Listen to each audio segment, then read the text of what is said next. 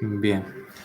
Pues bueno, hoy tenemos con nosotros al profesor David Carvajal de la Vega, que es el autor del segundo tema de nuestro libro, que son Compañía y negocios de Castilla entre los siglos XV y XVI.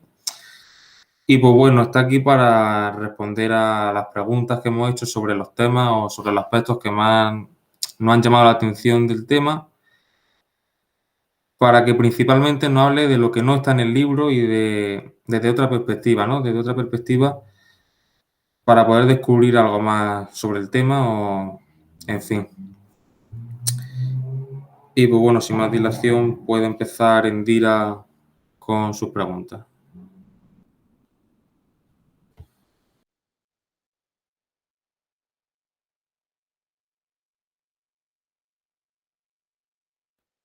Endira, recuerda que tiene el micro cerrado. Venga, no te rías, venga, abre el micro.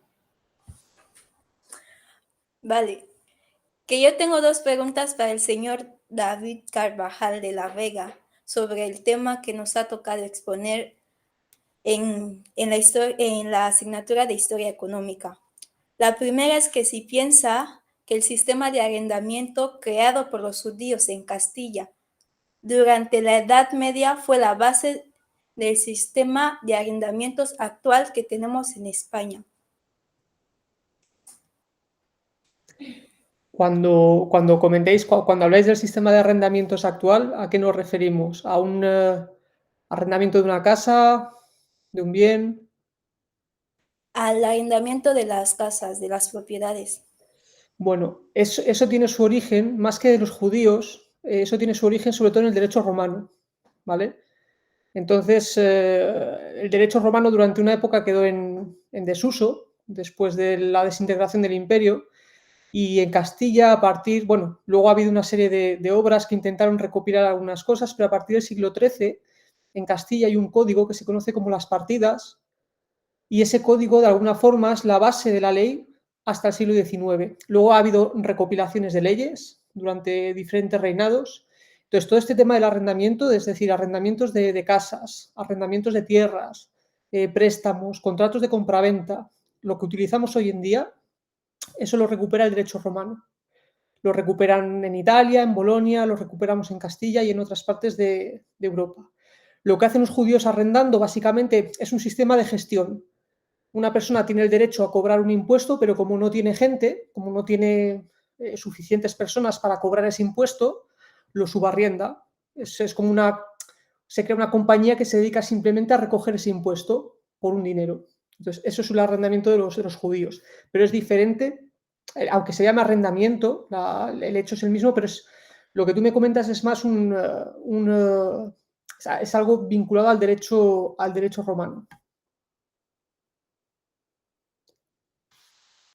Entonces, la base del sistema no está en Castilla exactamente, es una influencia que tienen desde Roma, desde la creación del derecho romano.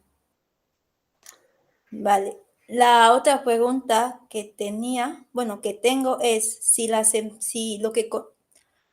¿qué es lo que condicionaba a las empresas mercantiles sobre las demás, sobre el otro tipo de empresas que había en España? Porque teníamos empresas financieras, arrendatarias y sí, solo esos dos subtipos, pero las mercantiles estaban siempre por encima de las demás, sobre todo en la productividad, que condicionaba a las empresas mercantiles a obtener más beneficios sobre las demás.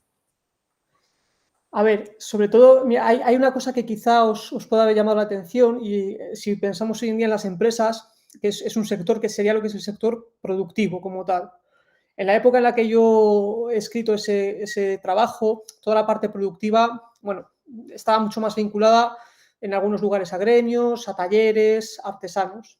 Por eso es muy difícil hablar de compañías en ese sentido porque era otro tipo de gestión. Lo que habéis visto son sociedades que se forman entre una serie de personas con unos objetivos. ¿Por qué se forman estas compañías y qué es lo que les diferencia o qué es lo que motiva a la gente a crear esto y dónde puede estar el éxito de estas compañías? En algo que podéis aprender incluso para la actualidad o podéis comparar con la actualidad. El riesgo. El riesgo. las actividades de intermediación comercial, que es lo que hacían ellos, hacer de intermediarios comerciales, ellos no producían, ¿de acuerdo? Ellos no solían ser los principales, los vendedores que vendían al consumidor final. Ellos normalmente ejercían como intermediarios. Y la intermediación comercial es un negocio que a día de hoy sigue siendo muy importante. Entonces, esa es la base un poco del éxito y el hecho de atreverse y arriesgarse. Porque si más o menos podéis ver hacia dónde se dirigían las compañías en Castilla, pues tenían que sortear piratería, tenían muchos problemas.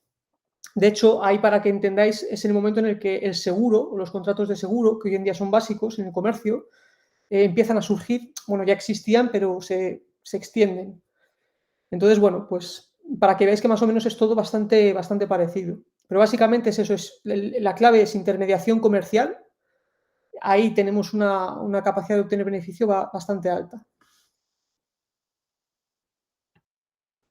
Muchas gracias.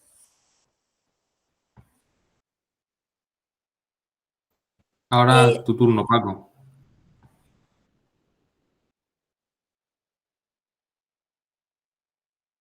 O sea, yo. Bueno, porque con nosotros, que como somos pues, estudiantes de ADE y Derecho, que nos gustaría, bueno, de que como estamos haciendo, pues cursando la asignatura de Derechos Humanos, que nos gustaría hacer pues, esta pregunta. Y es, que de qué manera influyó el derecho romano en, en la definición de compañía y de qué manera se hizo pues, notoria esa influencia. Es clave. De hecho, no sé si lo cito expresamente en el capítulo, pero es clave. La fundación y la base de la compañía, la definición, viene del derecho romano, se incorpora desde allí. Y de hecho, si también habéis estudiado un poco, conocéis, aunque sea por cultura general, la forma o el formato de las compañías son muy parecidas en Castilla un poco a las italianas, que son las grandes compañías de la Edad Media. Probablemente conozcáis, no sé, bancos como los Medici o grandes compañías de Florencia, de Génova, y un poco la base es la misma. Luego sí que es diferente, a lo mejor si estamos ante una comenda, en la que también entra el factor trabajo, pero lo que es básicamente la unión de una serie de personas con un objetivo común por un tiempo limitado, aportando unos fondos, ya sea un capital o también ya sea, por ejemplo, a través de mercancías o aportando trabajo, es un poco la base. Esto existe desde Roma. Esto en Roma también. Existen también las compañías mercantiles. El problema es que esto desaparece durante mucho tiempo cuando se cortan todos los flujos mercantiles por Europa.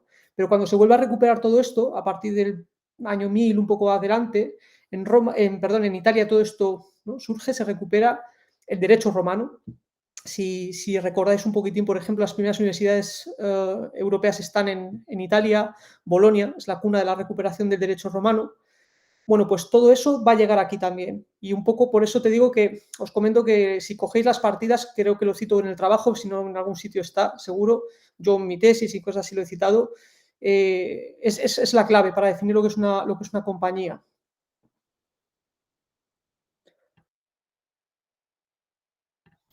Bien, ahora yo tengo... Perdón. ¿Cómo? Pero luego todo esto evoluciona. Luego, con el mundo, cuando todo esto se vaya juntando con el mundo anglosajón y demás, todo esto va cambiando en los siglos ya XVII en adelante. Pero bueno, esto más o menos hasta esa época se mantiene así. Bien. Bueno, y también nos ha llamado la atención pues, las características básicas, ¿no?, de la compañía castellana, que eran versátiles, tenían una capacidad de adaptación muy grande, ¿no? Y queríamos saber si esa versatilidad que caracterizaba a estas compañías se debía exclusivamente o en parte, y a qué más factores, aparte de su poca especialización, perdón, de la actividad a la que se dedicaban, ¿no? Este fijaos, hasta la actualidad es uno de los grandes debates, incluso a nivel en el mundo de la economía, en el mundo de la empresa y en todo. ¿Por qué optamos? ¿Por qué estrategia optamos? ¿Especialización o diversificación?, ¿no? Las dos grandes formas de dirigir una empresa. Depende. Normalmente en aquellos, pero esto es igual, en la historia y hasta la actualidad. Aquellos países o aquellas regiones que son muy buenas, por así decirlo, y pueden especializarse en un bien, sea el que sea, muchas veces tienden a la especialización. Cuando hay un lugar en el que no son capaces de desarrollar un sector puntero, digo, me da igual, normalmente las compañías lo que intentan es, por así decirlo, obtener beneficios desde diferentes negocios, ¿no? Y tienden a diversificar. En Castilla, el problema que teníamos y que tenemos incluso, como habéis visto ese libro, trata un poco sobre la historia de la empresa en España, nos ha costado especializarnos, si nos comparamos con Europa, claro, ojo, porque también hay veces que nos comparamos muy duramente con Europa, pero claro, si nos comparamos siempre con el caso inglés, el caso británico, pues salimos mal parados. Por eso en Castilla, en esta época que yo os comento, en la que yo he escrito, pues era difícil especializarse en algo que generase mucho beneficio. Realmente lo que estábamos especializados era en la exportación de lana, de una materia prima. Pero, por ejemplo, productos con un alto valor añadido no eran lo normal. Entonces, ¿qué es lo que hacían las compañías? En todo aquello en lo que podían invertir y obtener un pequeño beneficio, invertían. Por eso lo de la diversificación.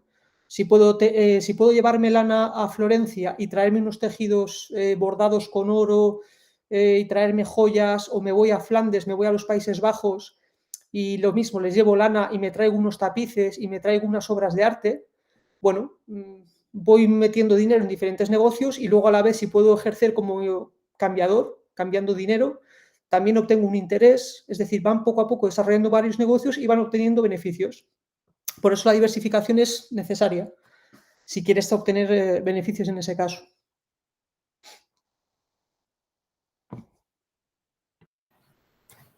Y bueno, la otra pregunta sería que qué aspectos del tema, ¿no? De este tema de compañía de negocio en Castilla le parecen a usted como autor relevantes para la empresa y el empresario de 2021. Y es que esta es una pregunta que, bueno, se nos repite en cada parte del trabajo que se nos ha mandado. Y, pues bueno, aparte de responderla a nosotros, ¿no? Pues queríamos saber qué respuesta, ¿no? tiene usted para esta pregunta. Bueno, es que es una pregunta tan amplia y tan compleja. A ver, mira, lo primero que yo creo que todos los autores y los coordinadores del libro, lo primero que querían transmitiros a vosotros como estudiantes es intentar luchar un poco contra un tópico.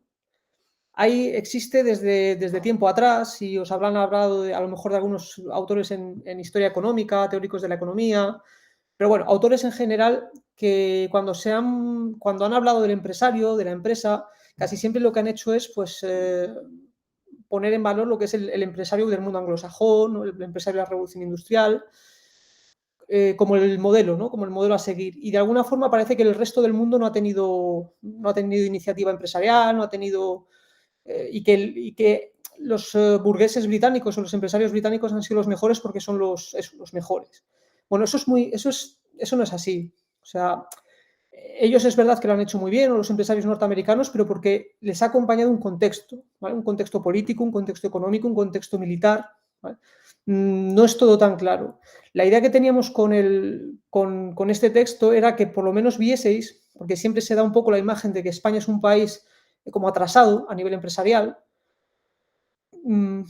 Bueno, no sé qué idea tendréis o no sé qué pensaréis, habréis pensado en la asignatura y en otras asignaturas de vuestra carrera, pero yo creo que se sigue manteniendo esa idea de que España es un país en el que ninguna empresa triunfa, en el que es muy difícil hacer negocios y bueno, hay que verlo todo en perspectiva. Ha habido momentos en la historia, ha habido sectores en la historia, ha habido personajes en la historia que sí que lo han logrado, es decir, que no es imposible. Es verdad que hay algunas cuestiones de nuestro contexto que quizá no acompañan o no acompañan tanto, pero como digo, la idea un poco yo creo que del libro y lo que deberéis quedaros o con lo que deberéis quedaros es que en España, ya sea allí en Jaén o ya sea donde estéis, si tenéis una buena idea, si tenéis ganas y una buena idea, podéis competir. Podéis crear una empresa, podéis gestionar, tenéis capacidades y habilidades suficientes como para gestionar una empresa y podéis, hoy en día es un mundo más global todavía, es decir, que podéis competir. Hay muchos casos. Yo, cuando explico una asignatura que es Historia Económica de la Empresa, normalmente explico y doy a mis alumnos biografías de empresarios españoles que han conseguido ser, pues, que han conseguido crear empresas que a día de hoy a nivel internacional son importantes, son grandes empresas. Entonces, bueno, pues un poco la idea es eso, que este tema de la empresa, del emprendimiento, de la iniciativa empresarial, por así decirlo, no es algo ajeno, ¿vale? O sea, España tampoco es una cuestión subdesarrollada a nivel empresarial, que os lo creáis, que podéis, porque en el pasado han podido y en la actualidad también. Entonces, quedaos con esa lección y aprended lo importante de cada momento. Especializar, diversificar, negocio local, negocio regional, internacionalización, redes de información fundamental, conocer el mercado, buscar mercados, mucho trabajo, competencia, es decir, quedaos siempre con esas lecciones.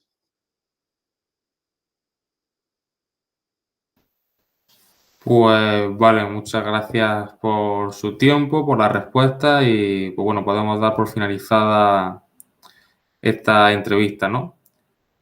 Ya puedes parar de grabar, Paco.